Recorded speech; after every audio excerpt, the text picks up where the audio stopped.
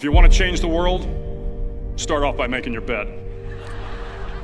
If you make your bed every morning, you will have accomplished the first task of the day. It will give you a small sense of pride, and it will encourage you to do another task, and another, and another. And by the end of the day, that one task completed will have turned into many tasks completed. Making your bed will also reinforce the fact that the little things in life matter. If you can't do the little things right, you'll never be able to do the big things right. And if by chance you have a miserable day, you will come home to a bed that is made, that you made. And a made bed gives you encouragement that tomorrow will be better. To pass SEAL training, there are a series of long swims that must be completed. One is the night swim. Before the swim, the instructors joyfully brief the students on all the species of sharks that inhabit the waters off San Clemente. They assure you, however, that no student has ever been eaten by a shark, at least not that they can remember. But you are also taught that if a shark begins to circle your position, stand your ground. Do not swim away. Do not act afraid.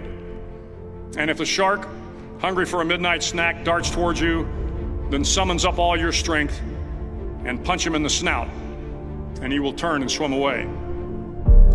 There are a lot of sharks in the world. If you hope to complete the swim, you will have to deal with them. So if you want to change the world, don't back down from the sharks. Over a few weeks of difficult training, my SEAL class, which started with 150 men, was down to just 42. There were now 6 boat crews of 7 men each. I was in the boat with the tall guys, but the best boat crew we had was made up of the little guys, the Munchkin crew, we called them.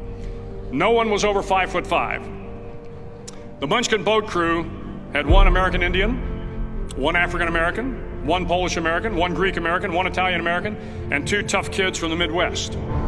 They out-paddled, outran, and outswam all the other boat crews.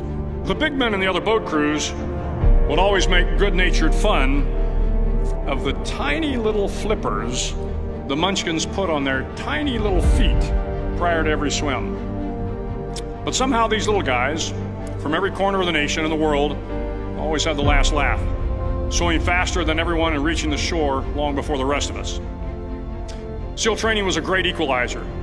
Nothing mattered but your will to succeed, not your color, not your ethnic background, not your education, not your social status.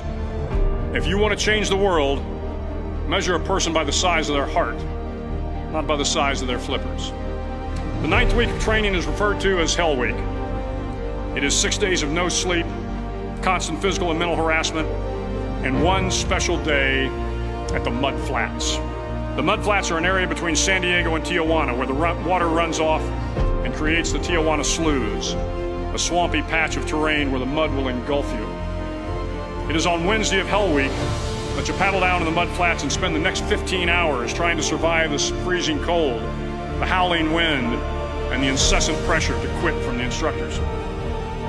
As the sun began to set that Wednesday evening, my training class, having committed some egregious infraction to rules, was ordered into the mud. The mud consumed each man till there was nothing visible but our heads. The instructors told us we could leave the mud if only 5 men would quit. Only 5 men, just 5 men, and we could get out of the oppressive cold. Looking around the mud flat, it was apparent that some students were about to give up. It was still over 8 hours till the sun came up. 8 more hours of bone-chilling cold. The chattering teeth and the shivering moans of the trainees were so loud, it was hard to hear anything. And then one voice began to echo through the night. One voice raised in song. The song was terribly out of tune, but sung with great enthusiasm. One voice became 2, and 2 became 3, and before long, everyone in the class was singing. The instructors threatened us with more time in the mud if we kept up the singing, but the singing persisted, and somehow the mud seemed a little warmer, and the wind a little tamer, and the dawn not so far away. If I have learned anything in my time traveling the world, it is the power of hope. The power of one person, a Washington, a Lincoln, King, Mandela, and even a young girl from Pakistan, Malala. One person can change the world by giving people hope. So if you want to change the world, start each day with a task completed. Find someone to help you through life. Respect everyone. Know that life is not fair and that you will fail often. But if you take some risks, step up when the times are the toughest, face down the bullies, lift up the downtrodden, and never, ever give up. If you do these things, the next generation and the generations that follow will live in a world far better than the one we have today. And what started here will indeed have changed the world for the better.